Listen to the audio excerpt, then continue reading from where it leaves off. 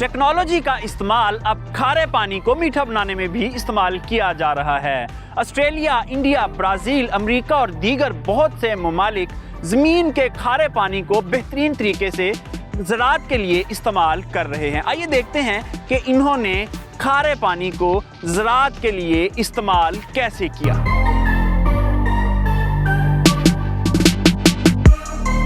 Tubewell के खारे पानी को रिवर्स ऑस्मोसिस प्लांट से गुजारने से इजाफी नमकियात फिल्टर हो जाते हैं और पानी काबिल इस्तेमाल हो जाता है।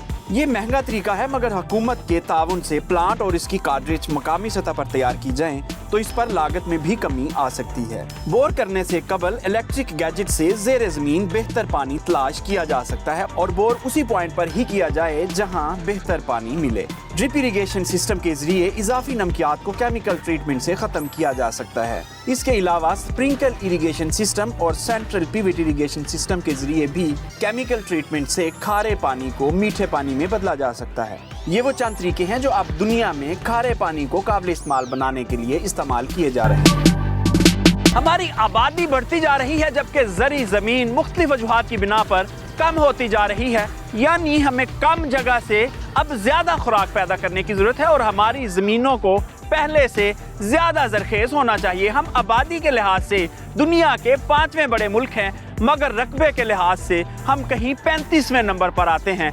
यानी हमें कम जगह से ज्यादा खुराक उगाने की जरूरत है, मगर बदकिस्मती से इस वक्त हालात ये हैं कि हमारी मौजूदा जमीन भी आहिस्ता आहिस्ता बंजर होती जा रही है। वजह सिर्फ ये है कि हम खारा पानी इस्तेमाल कर रहे हैं और खारे पानी के इस्तेमाल से जमीनें मुसलसल खराब हो रही हैं। जमीन बजाते खुद बुरी या अच्छी नहीं होती, बल्कि जो पानी हम इसको देते हैं वो जमीन की साख्त बनाने या बिगाड़ने में अहम किरदार अदा करता है। ज्यादा टीडीएस वाला पानी जमीन में कलराठापन पैदा करता है, जबकि नॉर्मल टीडीएस वाला पानी जमीन की जरखेजी को बढ़ाता है।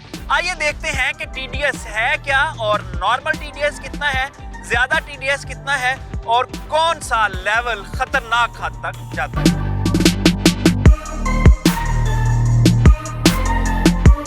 जमीन की जरखेजी को बरकरार रखने के लिए आबपाशी के लिए इस्तेमाल होने वाले पानी के 3 पैरामीटर्स का मुआयना इंतहाई जरूरी है।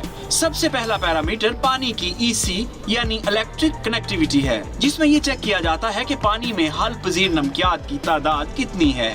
पानी में ईसी का लेवल 1000 से कम हो तो ये पानी हर तरह की फसल के लिए मौजू समझा जाता है।